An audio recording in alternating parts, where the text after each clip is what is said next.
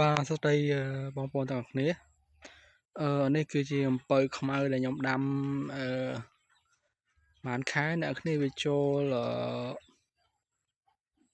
3-4 ខែអ្នកគ្នាចូល4 ខែអ្នកគ្នាខ្ញុំធ្លាប់ថតវីដេអូអំពៅខ្មៅហ្នឹងដែរអ្នកគ្នាកាលមុនខ្ញុំថតវាអត់ទាន់វែងអញ្ចឹងអ្នកគ្នាឥឡូវវាវែងវាធំអ្នកគ្នាហើយ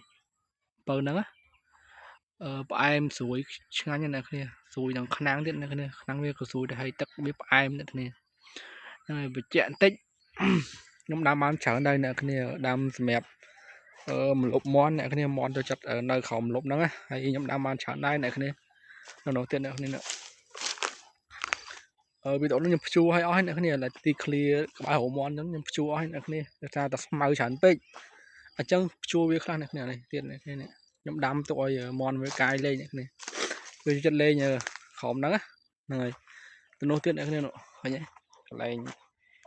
អាងក្រោយអាងចកខ្ញុំដាំដែរអ្នកគ្នាហ្នឹងហើយបញ្ជាក់បន្តិចអ្នកគ្នាដែលចង់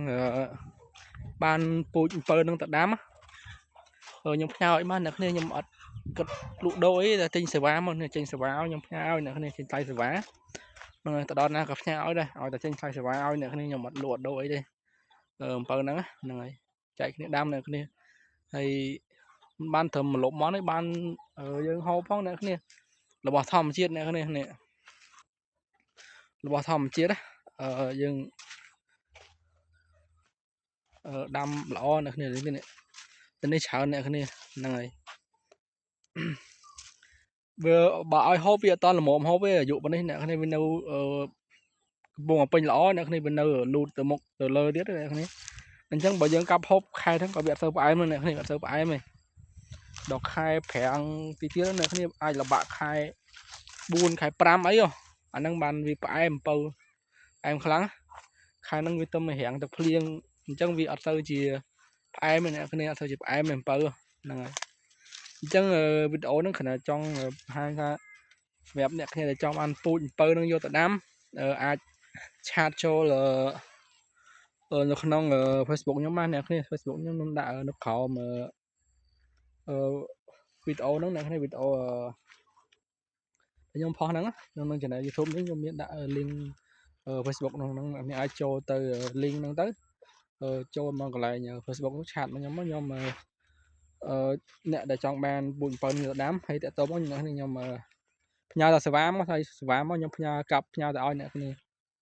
ប្រាក់បន្ថែមខ្ញុំផ្ញើទៅឲ្យដល់កន្លែងហើយអត់លក់ដូរអីអ្នកគ្នាសេវាតាមខេត្តអីគេផ្ញើឲ្យដែរឲ្យតែនៅចង់បានតែអត់បានច្រើនទេអ្នកគ្នាបានត្រឹមម្ដងពីរដើមអីណាម្ដងពីរដើមអីខ្ញុំចែកពូជយកទៅដាំអីហ្នឹងហើយពីរដើមអីអ្នកគ្នាចង់បានច្រើនតិចចាប់ពីរដើមអីចាំផ្ញើឲ្យអ្នកគ្នាហើយបើច្រើនអត់បានអ្នកគ្នាព្រោះយើងរបស់តិចតួចដែរអ្នកគ្នាគ្រាន់តែចង់ចែកគ្នាដាំអញ្ចឹងព្រោះពូជហ្នឹងវាល្អអ្នកគ្នាពេលថ្ងៃក្តៅខ្ញុំថតបើពេលមេឃស្ទុំអ្នកគ្នាពេលដែលមេឃក្តៅវាចិត្តមកកាយក្រុមហ្នឹងអ្នកគ្នាវាមកកាយលេងមកដេកក្រោមម្លប់អំពៅហ្នឹងមន់វាចូលចិត្តព្រោះមន់ខ្ញុំដើរពេញនេះដើរពេញទាំងអស់នេះវាទៅឆ្ងាយដែរដោយសារឥឡូវខ្ញុំទៅព្យួរហើយទៅដាក់ចំណៃស៊ីអញ្ចឹងហ្នឹងហើយហើយនេះអាងចកខ្ញុំអ្នកគ្នាដាំពីក្រោយអាងចកហ្មងព្រាហើយអ្នកនេះអាងចកខ្ញុំនេះទៅដាក់ដាំសាមីអ្នកនេះទៅតាដាក់ដាំអានេះនេះហើយកូនមន់វាចិត្តមកតាហ្នឹងអ្នកនេះឃើញទេវាចិត្តតនេវាចិត្តមកដីក្រោមហ្នឹងកាយវាមានសត្វល្អិតមានអីវាមកកាយស៊ីអញ្ចឹងអ្នកនេះហ្នឹងហើយនេះកូនមន់អ្នកនេះមេលេងបដើនេះមេលេងខ្វាយខ្វល់មេវាពងទៀតនេះអាយុ2 ខែអ្នកនេះ2 ខែពេញមកនេះពងដើហ្នឹងហើយ2 ខែបានប៉ុណ្ណឹងអ្នកនេះធម្មតាខ្ញុំចំមិនសូវជាធំលឿនដូចគេហ្មងអ្នកនេះខ្ញុំរៀងធំយឺតដែរអ្នកនេះ4 ខែនោះអត់បានលក់បើឲ្យចំ3 ខែបានលក់ដូចគេខ្ញុំចាប់អត់បានអ្នកនេះខ្ញុំអត់បាននេះហ្នឹងអាយុមន់2 ខែរបស់ខ្ញុំនេះពងរត់ហ្នឹងឃើញទេហើយនេះអាងរបស់ខ្ញុំនេះចាំចកនេះល្អចាប់ដើមល្អអ្នកនេះហ្នឹងហើយចកចាប់ដើមល្អហើយ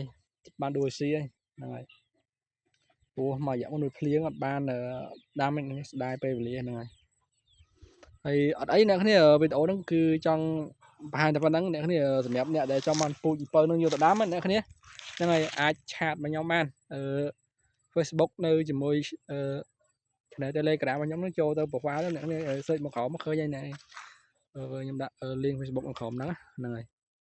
con chào nè bye bye